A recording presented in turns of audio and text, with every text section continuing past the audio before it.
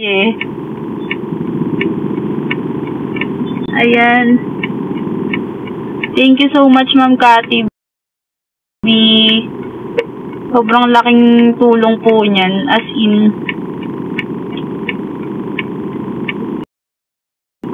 thank you po. Si Kelsey, ang birthday niya ay... Ano ba si Kelsey? May o June? Hindi ko sure eh. Tropa yun, natas di sure. Birthday, thank you so much po. Lipstick ko po ay ito. Guys, first time ko nagkaroon ng ganitong lipstick. Kasi mahal yata ito eh. Hindi naman ako nakakabili ng mahal. Eto guys. Hindi naman ako nakakabili ng mga mamahalin. Pero ito, gift to ni Boss S ng Quick Tires. Ayan, sobrang ganda niya. Tapos alam niyo ba, ito tinitipid ko lang. Parang pagka, di ba iba ganyan? Ako ganyan lang ako kasi baka maubos. Pag Mac, di ba pag Mac, mahal to, ganun. So, ayun. Nag-Boracay bar sila. Malaki tiwala ako dun eh. Sobrang laki nung tiwala ko kay Allen. Kaya, alam niya yun. Alam yung limitations. Saka sobrang bait nun. As in. Sobra-sobra. Wala kayong masasabi.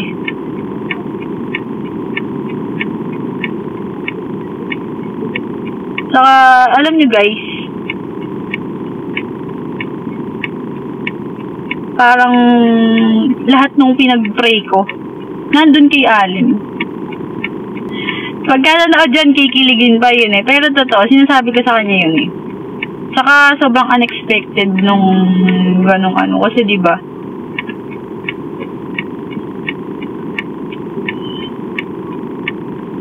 kasama po ako sa may Boracay. Ma'am Cathy B, thank you po. God bless po. Thank you so much po.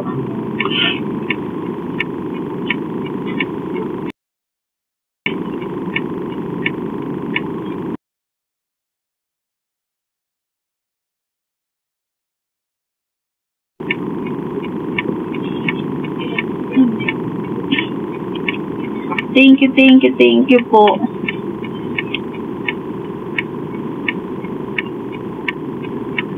Guys, alam nyo, bago kami magkakilala, medyo ano pa ako eh, medyo wala pa akong laman eh. Ngayon, magda-diet, pagka sinabi ko sa kanyang magda-diet na ako, lagi ako inaaya kumain nun. Kaya, pero mahal ko kung ano ko ngayon. Kasi syempre, di ba, blessing pa rin to eh. Meron akong kinakain, madami akong kinakain. Lahat blessing. Saka kunwari, meron akong mga problema, ganun. Saka meron akong mga bagay na ino-overthink sa buhay.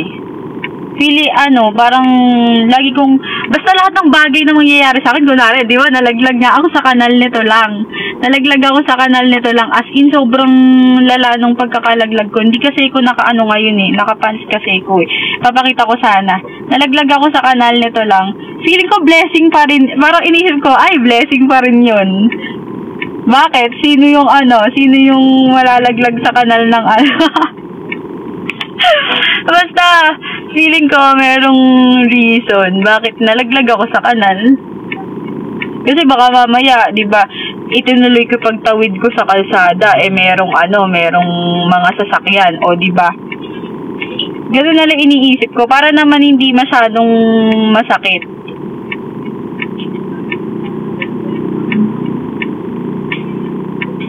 Ayan, hello po Jelly Ventura, thank you so much po.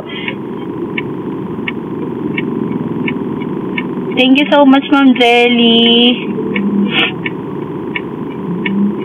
Kala ko quick tires eh. Alin po yon? Hello, Padilla Cha. Hello, Rain. Hello, Rogie. Thank you po, Roslyn. Ano yun, Roslyn? Sabi ba yun?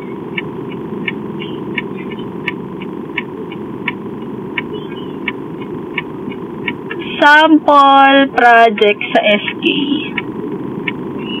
Ganito guys, dapat pagka magpa-project kayo, hindi puro palabas yung budget.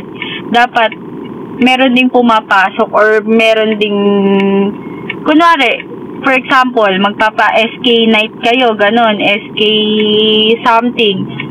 Pagpasin nyo sila ng isang, kada entrance, hindi monetary, entrance. Parang, kada entrance, isang notebook at isang pencil, yun lang yung makakapasok. Diba, next project, meron ka na agad notebook at pencil para sa mga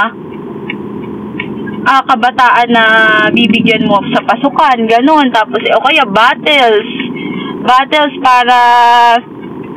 para maibenta nyo. Tapos, maging pera, merong balik, diba? Sa SM North po nun, yun ba yun sa Quick Tires? Kasi guys, kinabukasan nun, election na. Sobrang crucial na nung part na yon. Hindi na ako aabot dahil syempre ayusin mo yung mga, di ba pagka-election meron kang mga watchers, ganyan, meron kang mga kailangang ayusin yun. Saka guys, independent team kami. So, pagka, diba, yung ibang mga merong grupo, meron silang kasamang kapitan, ganyan. As in, sobrang dami nila lagi. Sobrang dami nila laging naglalakad. Pero kami nun, kaming team lang. Tapos, ayun, nagpapakain kami lagi. As in, pakain ng lugaw, pakain ng ganyan. Ayan, preprint, kapalit ng bottles. Yun, sobrang ganda ng mga ganyang projects. Pero, make sure din na pagdating sa sports, merong kakaiba kayong ginagawa kasi hindi yung puro liga lang, ganyan. Tulad nun, ito, yung liga namin na may padres. Maganda siya, pero, ayun nga, meron kasi mga ibang kabataan na syempre ayaw yun. So, dapat mag-isip pa ng ibang alternative para doon. Ayun.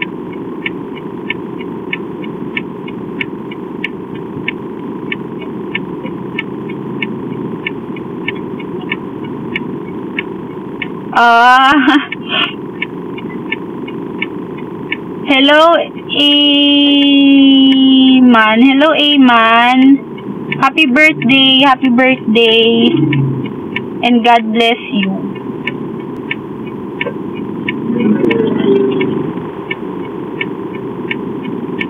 Kaya sobrang... Anong oras na ba? 2:54 na pala. Ang tagal ng kapatid ko ah. Grabe ba? Ayan. Yes po, ako po yung nagda-drive. Pagka daw live, bawal daw yung moving, diba? Bawal yung moving guys, ano?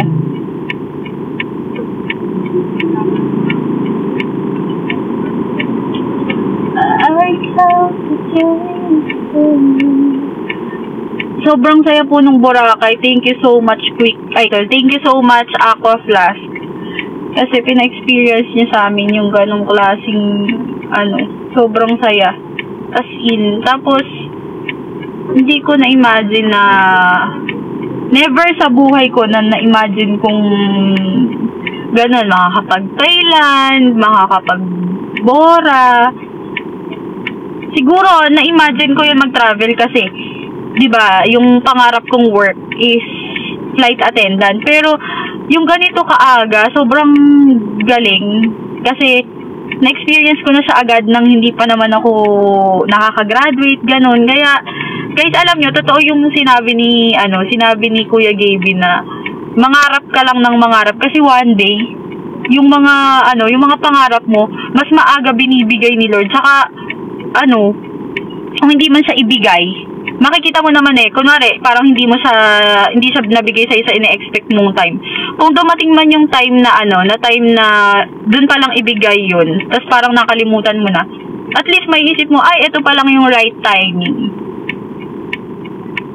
Legit, ito pa lang yung right timing. Ano ba yung mga bagay? Ayun, dati guys, as in gustong gusto kong mag-artista. Alam ni Allen, kinento ko lang pala kay Allen ito yan. Dati, as in gustong gusto kong mag-artista, kaya nga sumasali ko sa mga pageant, ganyan. Sumasali ko sa mga teatro, ganon. Tas, as in, parang alam mo yun, gusto kong mag-artista talaga nun. Kasi syempre, diba, basta maani artista. Tapos, parang yung hinihiling ko na yun. Ewan ko kung nangyari na, pero syempre, parang iti-take ko na as, parang yung gift, same gift pa rin, pero nakaiba lang ng balot. Parang ganon, di ba? Merong, naalala ko yung sinabi sa amin ng, ng parang talk before sa youth cup. Meron tayong hinihiling na regalo, pero minsan hindi natin siya nakikita na nandyan na pala kasi nakaiba lang siya ng balot. Parang di ba, parang gustong-gusto kong mag-artista, pero di ko alam, ang tagal ko na palang artista kasi nagtateatro ko, di ba, parang artista din yon, yung ganong gawain, ganon yung pagtateatro. Ayun lang. Guys, ang dami ko nang nasabi dito, Pagka nachichika ako ng ganito, nagtutuloy-tuloy, baka maikwento ko yung buong buhay ko. Buong buhay? Yan, sinipon na nga ako, Ang lamig. Hello, Shawi. Shawi sa inyo. Shout out.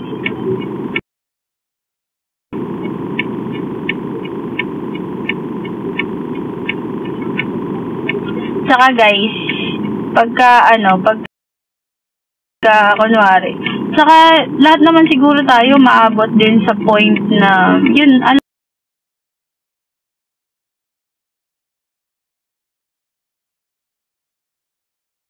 mo yun, ulo na, sagad na ganun.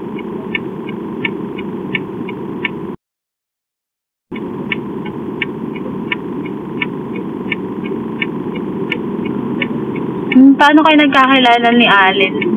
Ayun, parang nagtry kasi kami ng friend ko, na friend niya, na mag-take risk na pumasok sa business nung time ng pandemic. Kasi syempre, kanya-kanya na tayong nun, kailangan din nating humanap ng way paano tayo magkaka-income, ganyan, sa young age. Kasi, syempre, makikita mo yung parents mo yung parents ko, hindi naman sila nawala ng work nung pandemic kasi nasa public kami. Pero, alam mo yun, parang pagka tumatanda ka, pagka adulting ka na, isa na lang yung gusto mo Gusto mo ang saya lang na parang nakakabili ka ng regalo pagka Mother's Day, Father's Day, ganyan. So, ayun, pumasok kami sa Milk Tea, nag-franchise kami, ganyan. Tapos, meron kami, dalawa na yung na-franchise namin. Dalawang, Tapos, ngayon, madalas pa lang nagpupunta dun sila Allen. Pero, hindi kami nag-aabot. Sobrang daming beses na hindi kami nag-aabot. Tapos, hanggang sa yung opening nung isa pa naming bago, doon, nag-abot kami. Tapos, parang, ganyan lang. Picture-picture. Di ko nga alam na nag-vlog sila nun kasi, nung pandemic pa. Nasiraan pa ako ng cellphone, Hindi ko alam na ganon. Saka hindi pa naman din sila ganon kakilala na. So, ayun, parang, ewan ko ba, friends. Pero kasi, kami ni Kelsey, friends na kami nung before pa. Parang, dahil sa may handler ko nun, sa modeling. Tapos, ayun, ganyan. Basta guys, sobrang daming, hindi mo i-expect. Tapos, paano pa kami nagkatsikahan ni Allen? Hindi kami sa, hindi kami sa chat nag-umpisa eh. Basta friends, as in tropa, ganun. Tropa. Tapos guys, ayun. Ma'am Cathy B, thank you po so much. Thank you so much po sa gifts nyo. Sobrang thank you po. Paano ba? Guys, saka na, magla-live ako ng para masaya. Magla-live ako minsan ng kasama si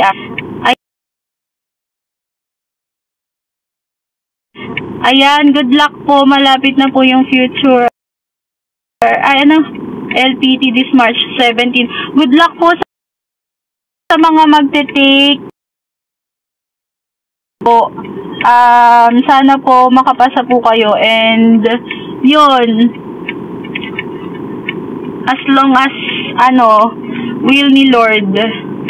Kahit gaano pa kahirap yung exam at review. Saka pagka para sa'yo at time na para sa'yo. Para sa'yo talaga, parang walang ibang alam niyo guys, yun yung laging pinapaalala sa akin ng mama ko na pag para sa'yo yung isang bagay, kahit anong gawin nung iba or kahit anong maging challenges, para sa'yo yun. Tulad nun, yung parang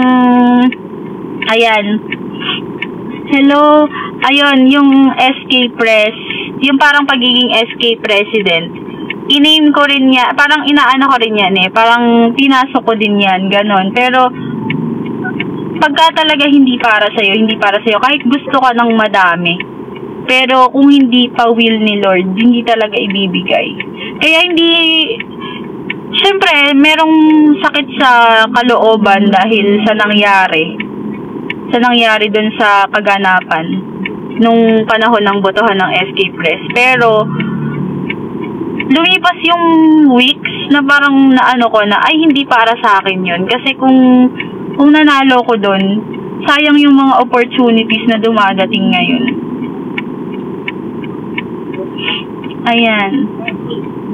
At saka guys, at saka masarap manalo nung, alam mo yun, masarap manalo nung wala kang ginawang mali, ganon. Tapos, ayun, basta sobrang sarap manalo ng, alam mong pinaghirapan mo, yun na lang yung isang word. Masarap makuha yung isang bagay ng pinaghirapan mo. Hindi yung in one snap, nandyan na, ganun. Thank you, Ma'am Cathy B. Thank you so much po. Yung kapatid ko, hindi na siya dumating dito. Sobrang tagal na. Ayan. Tsaka guys, wag nating i-compare yung mga bagay na nangyayari sa atin ngayon sa ibang tao. Tulad close po kami ni Ate Elma. Lagi nga akong doon nagtatanong ng mga kung ano-ano story time. Kasi pagka ipinilit mo yung bagay na hindi para sa'yo, masasaktan ka lang kasi at the end, hindi para sa'yo yun. Tsaka, parang hindi mo naman siya makikita agad kung hindi para sa'yo. Parang ikaw din yung makakaramdam nun. Kaya, saka pagka dinamdam mo na, ay, bakit ganito, ganyan, mas deserve ko naman, ganito, ganyan.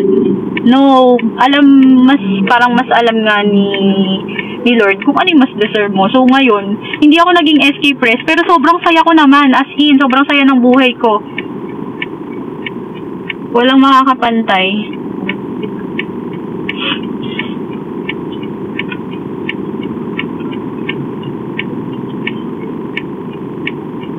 Ayan.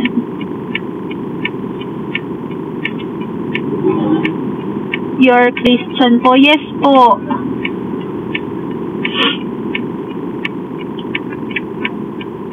Tsaka guys, alam nyo ba, yun yung mga gusto ko kasi talaga yung parang makapag-talk ka or makapag-inspire ka sa maraming tao. Kaya rin ako nag-SK eh. Kasi pagka, alam mo yun, pagka magsasalita ka, laging dapat meron tatatak sa ano. Catholic po ako. Ayan. Catholic po.